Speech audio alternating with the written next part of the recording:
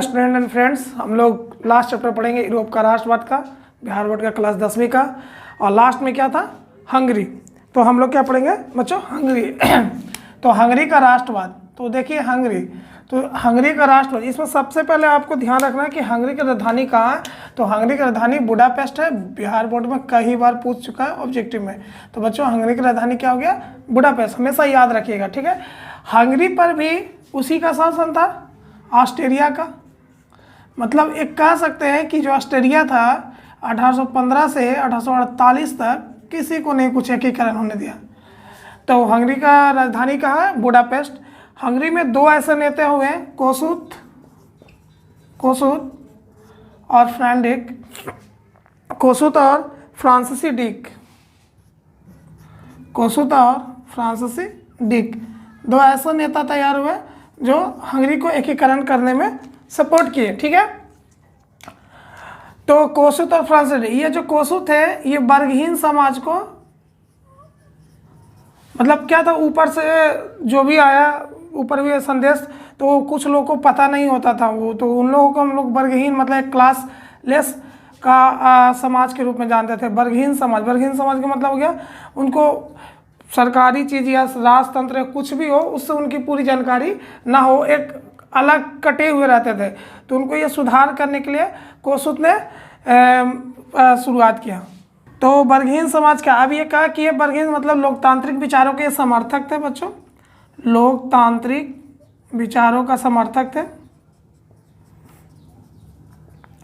अब ये क्या किए, जो ऊपर से संदेश आता था सरकारी रूप से, उसे जनता में पहुंचाने का कार्य किए। जो पहले क्या था, बंद था वर्गहीन समाज में, ऊपर से जो भी न्यूज आता था इनको पहुंचाने का ये काम किए, देखिए ये हो रहा है वो हो रहा है। अब पहले ये नहीं था, अतः फिर जाके लोग वर्गहीन समाज में ये पहुंचाने का कार्य किए। कौन? कोसुत, ठीक है। अब आगे क्या होता है कि 31 मार्च 1848 ईस्वी को हंगरी को एक स्वतंत्र मंत्रिमंडल का गठन करने का निर्णय आता। मतलब मंत्रिमंडल का गठन कर सकते हैं आप, अपना सेना रख सकते हैं, मतलब इस तरह से कह सकते हैं कि अब हंगरी स्वतंत्र रूप से हो गया था। समझ गए? तो बच्चों क्या हो गया, पहले सब ये इंपॉर्टेंट है कि हंगरी की राजधानी कहाँ है, तो बुडापेस्ट। इसमें दो नेता थे, कोसुत और फ्रांसीसी डिक। बच्चों पूछेगा कोसुत या फ्रांसीसी डिक किसके राष्ट्रवादी नेता थे, तो हंगरी के। कोसुत लोकतांत्रिक विचारों के समर्थक थे, वर्गहीन, मतलब ऊपर से जो सरकारी न्यूज आता था ये पहुंचाने का कार्य करते थे।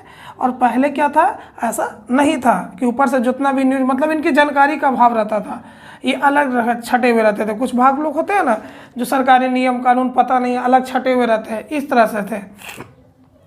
ऐसा अभी भी बहुत सारे हैं जो हम लोग को कानून पता नहीं होता है, पुलिस पकड़ता है, झूठ मूठ का ये आईपीसी लगा देता है। तो समझिए जानकारी का अभाव, सरकार को पढ़ाना चाहिए। अब आगे देखिए कि कोसुत और फ्रांसीसी डिक वर्गहीन समाज का लोकतांत्रिक विचार समर्थक था। इस तरह से 31 मार्च 1848 को इनको मिल जाता है मंत्रिमंडल का गठन करने के लिए, अपनी सेना को गठन करने के लिए। इस तरह समझ लीजिए कि हंगरी एक तरह से आज़ाद हो गया। इसी तरह से बच्चों था पोलैंड। तो पोलैंड एक छोटा सा देश था जो आप पढ़ लिए क्लास 9th में पॉलिटिकल साइंस में। तो इसमें क्या था, पोलैंड में क्या था, लेक वलेसा एक नेता थे जो क्लर्क थे, इन्होंने आज़ादी किए था, लोकतंत्र किया था किनको, पोलैंड को। बोहेमिया, तो बच्चों बोहेमिया क्या है, एक देश है। तो इसमें भी बोहेमिया जाति के लोग ज़्यादा थे, ये भी ऑस्ट्रिया से प्रतिपालित था। पोलैंड में इंग्लैंड और फ्रांस इनको सपोर्ट नहीं किया था। पोलैंड हमेशा लेक वलेसा, आप क्लास 9 में पहला चैप्टर में देखिएगा तो आपको देखने के मिलेगा। आप देखिए परिणाम, तो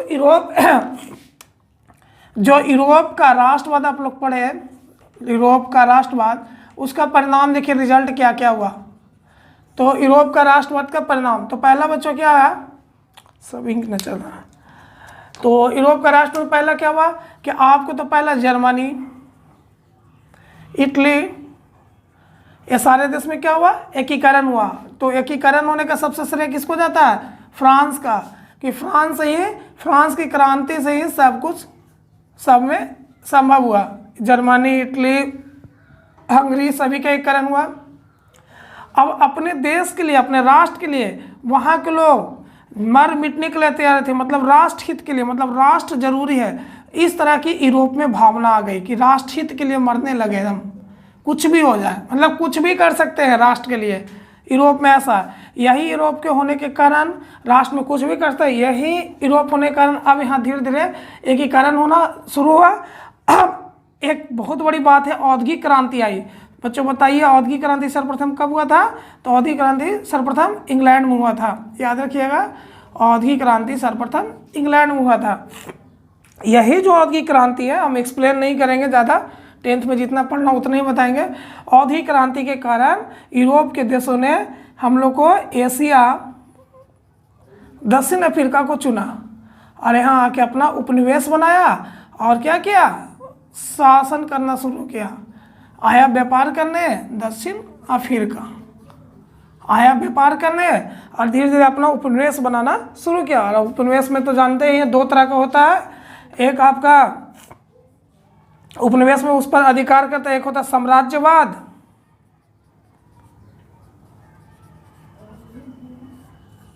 साम्राज्यवाद, और एक होता है उपनिवेश। उसमें संस्कृति का, इन लोग व्यापार करने के साथ साथ संस्कृति रूप से, राजनीतिक रूप से, आर्थिक रूप से, सभी रूप से अधिकार कर लिए थे। चलिए इसको हटा के अब थोड़ा सा लास्ट में है कि वो देखते हैं ये औद्योगिक क्रांति का, कि अब इसका इफेक्ट भारत पर भी पड़ा। तो भारत में एक थे टीपू सुल्तान, मैसूर के सुल्तान। बहुत बारी क्वेश्चन पूछता है एग्जाम में, बीपीएससी में भी। मैसूर के रहने वाले थे टीपू सुल्तान, हैदर अली के बेटे थे। तो जब टीपू सुल्तान ने जैकोबिन क्लब, शायद जैकोबिन क्लब की स्थापना की है, जैकोबिन क्लब की स्थापना की है। तो जैकोबिन, याद रखिएगा, अगर भारत में कहता है कि भारत में जैकोबिन क्लब की स्थापना किसने की है, तो बच्चों टीपू सुल्तान ने किए थे। किसने किया था? टीपू सुल्तान। याद रखिएगा, जैकोबिन क्लब की स्थापना भारत में टीपू, लेकिन ऐसे जैकोबिन का क्लब का स्थापना, जैकोबिन क्लब का स्थापना फ्रांस में हुआ था।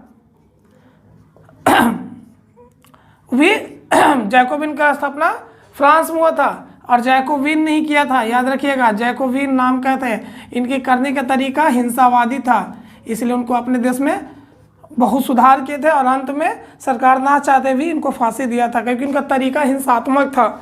इसलिए वही चीज़ को ये अपनाया यहाँ पे टीपू सुल्तान ने। जैकोबिन क्लब का एक पेड़ लगाए और बहुत सारे चीज़ में, जैसे मान लीजिए कि स्पेन आज़ाद हुआ तो लोग यहाँ पे खुशी मनाने लगे कि चलो स्पेन आज़ाद हुआ, फ्रांस के बारे में सोचने लगे, ये सब बारे में काम करने लगे।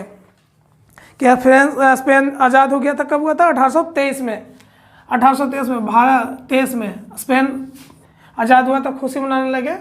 और अतः 1897 में भी यूरोप देश का जो फ्रांस का राष्ट्रवादी भावनाएं जगी थी 1789 क्रांति का, ये सब इसका एक प्रभाव हमारे देशों पे पड़ा था।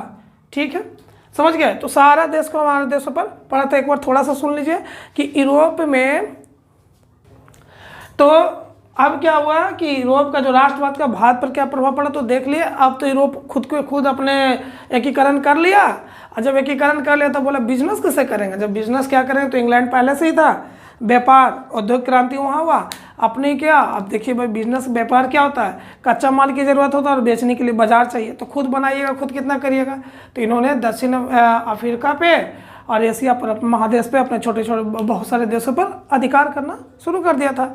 और इन्हीं लोग का राष्ट्रवादी की भावना, जैसे जर्मनी में, इटली में, जो फ्रांस में राष्ट्रवादी हुआ, जो हमारे देश पर भी प्रभाव पड़ा।